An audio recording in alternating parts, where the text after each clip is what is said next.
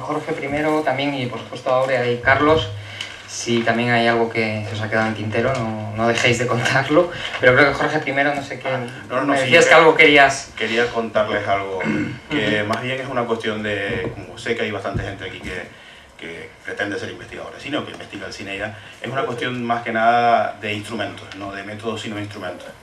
Como ustedes comprenderán, para yo poder hacer este tipo de conferencias, lo lógico es que yo vaya al sitio. Primero de todo, tengo que conocer sobre el terreno el lugar donde se ha rodado la película, que fue lo que hice en el caso de Calle Mayor. Fui a Logroño y a Cuenca y estuve en los mismos sitios sacando fotos de los sitios donde se había rodado. Bien, en este caso de Loeches no he podido ir. Yo, como notan por mi acento, soy canario y no he podido ir a Loeches. Entonces opté desde Navidad, que estoy trabajando en esto, desde que Roberto me lo dijo, pues lo primero que hice fue, lo más lógico, llamar al ayuntamiento y ver si alguien sabía algo de la película. Nadie sabía nada, o no me querían decir nada. Llamar a la biblioteca municipal, le digo como un instrumento de cómo se puede trabajar, ¿no? Llamar a la biblioteca municipal, la bibliotecaria muy amable, pero muy joven, me mandó un email donde me contaba 4 cosas. Afortunadamente Roberto Cueto fue por el pueblo y me mandó unas fotos, que por cierto me las mandó a través de Facebook, porque no era tan fácil que yo accediese a ellas. En cuanto a los instrumentos, me refiero, ¿no? Lo primero que hice es coger el Google Earth y ver cómo era Loeches, cómo podía verlo, no podía ir, pues coger el Google Earth. Después coger el Panoramio, en Panoramio ver las fotos que había de Loeches, coger el Flickr y ver las fotos que había de Loeches. Después, ya digo, con las fotos de Roberto muy bien. Pero a pesar de eso, había un montón de datos que me faltaban y que no podía acceder a ellos, como digo. Entonces opté, en una medida desesperada, en hacer algo que no les recomiendo, pero bueno, que fue apuntarme a una cosa que se llama Foro Ciudad. Foro Ciudad es dedicada a Loeches, y lo primero que hice fue escribir con mi nombre, J. Gorostiza, no quería ocultarme. Estoy intentando saber las películas rodadas en Loeches. Primera respuesta: vente por aquí, vete al pueblo y al galopar y habla con los ancianos, que seguro que alguno te contará algo. Primera respuesta mía. Vivo en Canarias, no puedo, no sé qué.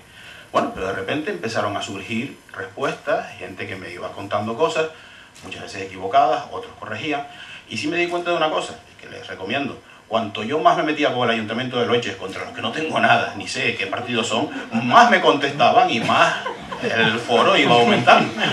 De hecho, el foro llegó a cerca de 50 entradas. Hasta, bueno, hubo uno que me dijo: Canario, ¿y tú por qué quieres saber tanto? Bueno, les escribí, hice un poco de propaganda, no creo que ninguno haya venido, si ha venido lo siento. Pues esto es un simposio, no sé qué, y les conté de qué iba la historia. Incluso yo les daba datos, y uno de los que me contestó dice: yo corrí detrás de Paco Martínez Soria en la película de La Ciudadana para mí. Digo, no, ese dato no me vale demasiado. Bueno, pues en mi artículo, ya lo leerán, hay sí ciertos datos que he sacado de lo que ellos me fueron contando. Después fue providencial que hablase con Jesús García Dueñas y que me pusiese en contacto con Luis Barraquero, y ya ahí sí fui a la realidad. Pero quiero decirle que con los instrumentos que tenemos, pues hay una serie de instrumentos nuevos, a mí me sorprendió, que se pueden utilizar y que, bueno, pues pueden dar sus resultados. Nomás quería contarle eso si le sirve para algo. Muy bien. Pues no sé si hay alguna cuestión que alguien quiera plantear o alguna cosa más que... Es que hay varias cosas porque las tres ponencias han sido realmente apasionantes y estupendas, pero yo sí quería comentar algo que has dicho tú sobre las obras de teatro. Yo no sabía que, vamos, no te puedo contestar, no sé de qué fecha es eso. Yo sí vi el hijo de Joque en su estreno. Y Pedro tenía por entonces un socio muy fiel que era como él. Es la vertiente andaluza, aunque Pedro era cartagenero, ¿no? Pero este era andaluz de Sanlúcar de Barrameda. Se llama Manolo Vidal. Manolo Vidal era un personaje muy peculiar, tanto como Pedro, solo que infinitamente más trabajador. O sea, Manolo era una mula trabajando y fue el que le animó a Pedro a que hiciera la función esta de la hija del Joque. Era cuando estaba muy de moda en Madrid, supongo que en toda España, los cafés teatros. Entonces eso sí, como una función muy cortita, Pedro la escribió de cabo a rabo, pero siempre ayudó por Manolo Vidal, que estaba encima de él, estaban a todas horas juntos, los dos, yo con ellos, porque yo fui muy amigo de Pedro y sobre todo de Manolo.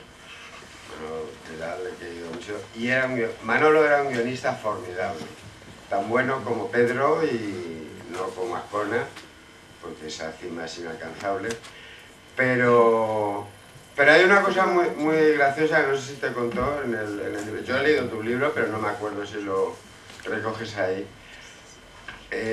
Dentro de esta actitud bohemia, decidida y profesionalizada que él tenía, de la vida bohemia, él tenía un guión que decía que lo había escrito, pero es mentira, jamás me lo enseñó, que se llamaba El hombre de los trenes. Te hablo de esto. Entonces, él iba a tu casa, se presentaba en tu casa, en mi casa, o en casa de otros amigos, a la hora de comer. Hola, no, que pasaba por aquí. Mira, es que, Jesús, te tengo que contar una historia que es cojonuda y yo creo que te va a ti muy bien y que tú la puedes hacer. Si quieres, bueno, vamos a comer y te la cuento. Montaba aquel guión que efectivamente era fascinante.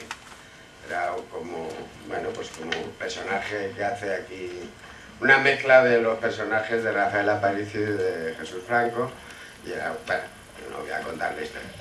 Entonces, pues nada, él contaba la historia mientras comía y cuando terminaba, he quedado ahora con Guillermo Marín, he quedado esta noche. Entonces, él todas las noches iba a un restaurante vasco que hay cerca del Teatro Español, Uria, donde iba a cenar entre función y función Guillermo Marín. Y lo mismo, él se presentaba a la hora de la cena. Oye, Guillermo, ¿te tengo que contar una obra de teatro que estoy escribiendo? Se sentaba, oye, estoy con garbanzo, qué rico. Y no sé, pero vamos, me he extendido un poco y en realidad no he hecho ninguna pregunta. Pero, Carlos, era para matizar eso de esa relación con Manolito Vidal. Bueno, un detalle solamente para abundar en lo mismo, solamente él, otro personaje con quien Pedro Beltrán compartió Bohemia, quizá tú tuvieras ocasión de conocerlo, era José Antonio Novais, ¿no? Por entonces corresponsal del periódico O Século en Madrid. Decía Pedro que los dos apuraban la noche madrileña hasta el momento de compartir la cena que la madre de Novais le dejaba siempre preparada a su hijo, ¿no? Ese era el último refugio de calor humano antes de emprender la retirada, pero, cuenta Pedro Beltrán, hasta que llegó una jornada, un día sin retirada posible. Dice, tampoco podía subir a casa de Novais porque su madre ya tenía bastante con soportar la bohemia del niño como para que tener que aguantar una aportación suplementaria. De manera que decidí, invitado por José Antonio, quedarme a dormir en el ascensor.